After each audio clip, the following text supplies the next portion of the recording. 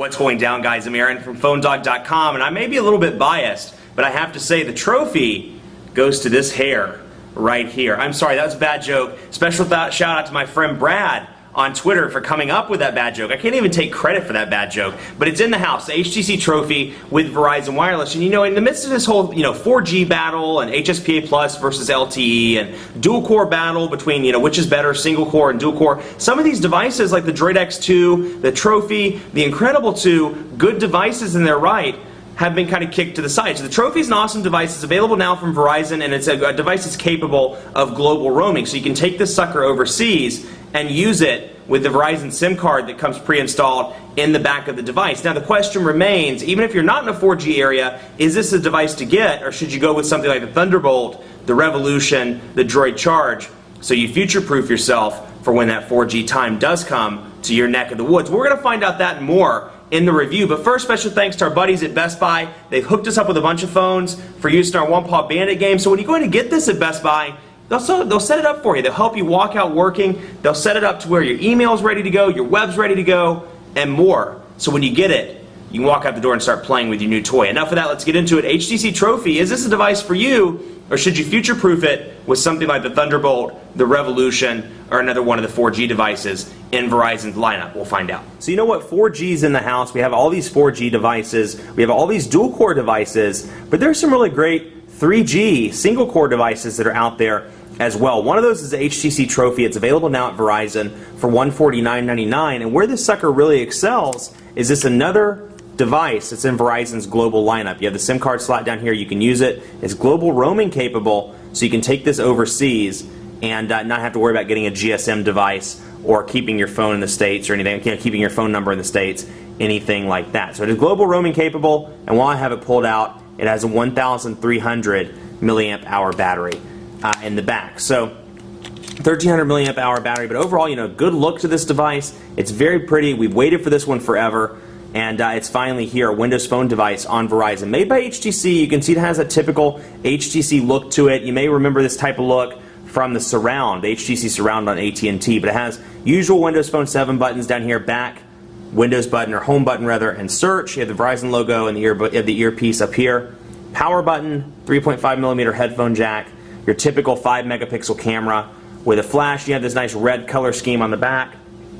HTC logo, Windows Phone. Camera shortcut button, which if you know me, that's a big one for me. I like to have my camera shortcut button. That's a big pro, and it's all in this pretty thin form factor with a 3.8-inch display and a 1 gigahertz Snapdragon processor. So it's a pretty fast device, and again, Windows Phone 7 hasn't evolved to the point where it's multitasking capable. So you're seeing kind of like what you saw in the early days of iOS, where it's just really, really fast, but it's not, it misses out on things like multitasking and things like that. So something to keep in mind, you may not be able to multitask or do Flash in the browser, but the overall speed experience is great. Now, pre-installed, first of all, you'll see out of the box it has this nice red Verizon color scheme, or you may hate it, but I said nice, but it is a Verizon custom color scheme. Even though I can't really tell a difference between this and the red that comes pre-installed, you can see down here in the settings, they've gone so far as to make it, I'll show you lock and wallpaper. Whoops, wrong one.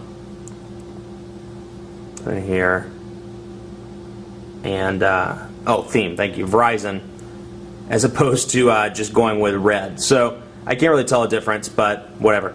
Anyway, you have the typical pre-installed Windows Phone applications. You have Xbox Live, HTC Hubs. That's obviously Microsoft is not allowing on Windows Phone 7, at least for HTC. They may make a special exception with Microsoft, but or Nokia may make a special exception with Microsoft. But you have HTC Hub pre-installed on this, which is kind of like Sense, or as close as you can get to Sense on a Windows Phone device. So you'll start to see, we'll click OK there, and you'll see some similar features here. The weather is going to pop up in that typical HTC widget-like look, and you have some featured HTC apps. Now you can download those HTC apps from Windows Marketplace, but beyond that, that's really the customization that you get. So Internet Explorer, Maps, Bing Maps, music with Zune, My Verizon Mobile pre-installed, Netflix pre-installed, Photo Enhancer and Sound Enhancer are both HTC applications. So here's the home screen, and if, whether you're new to Windows Phone, you've seen it before, you're going to know what I'm getting ready to say. But anyway, if you're coming into this, you saw this video on Google, or you searched for it, and you're new, you're a Verizon customer, you're like, what is this Windows Phone stuff?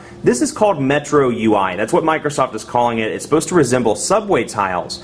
And one of the interesting things that, that I hope to see in a future software update is the ability to change the way the tiles look. Now you can see some of these tiles are square, some of these tiles are rectangular, like the HTC one, the calendar one, the pictures one. There's no rhyme or reason, there's no way to change those.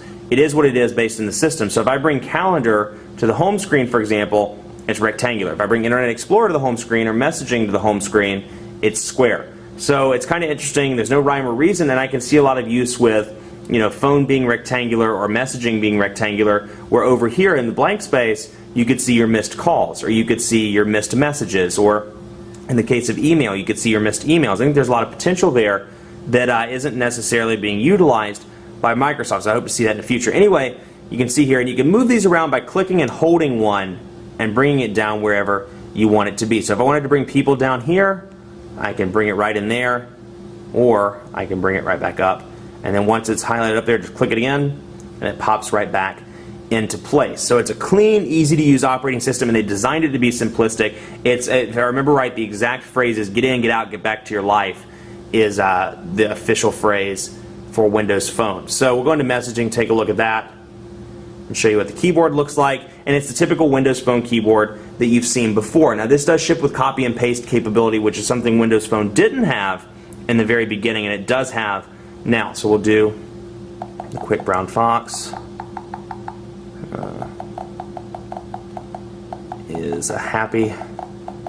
The quick brown fox is a happy fox because he just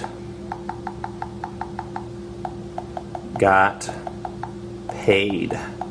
The quick brown fox is a happy fox because he just got paid. That sounds like a rhyme.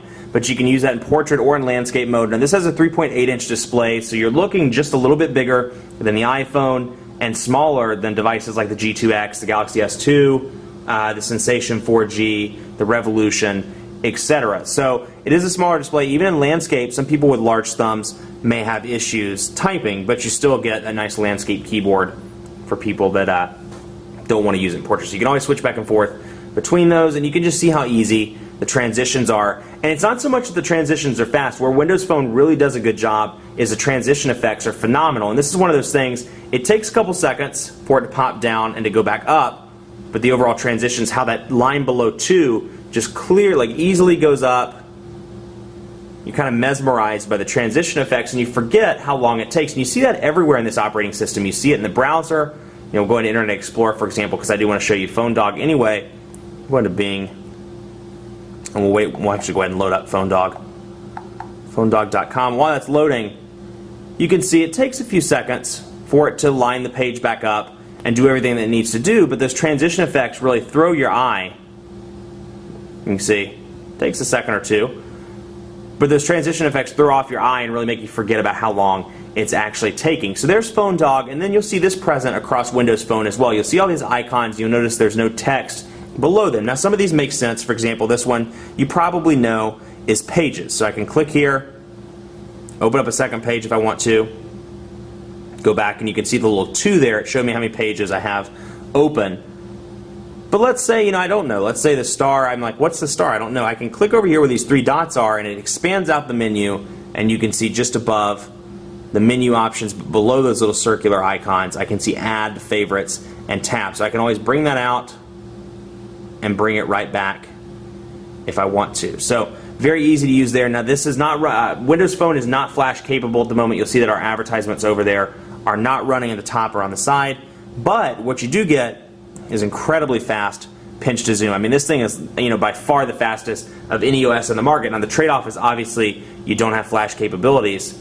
But I mean, the pinch to zoom, this may be worth more to you. There are often times where, and this always happens with the exception of like the 2 times a year I actually need flash on my smartphone. I mean, the overall speed is just phenomenal on Windows Phone. So we'll load right back up here. Just incredibly fast with little to no lag whatsoever. Actually, no lag whatsoever. In terms of the pinch to zoom experience, taking flash out of the equation, it's the best on the market in my opinion.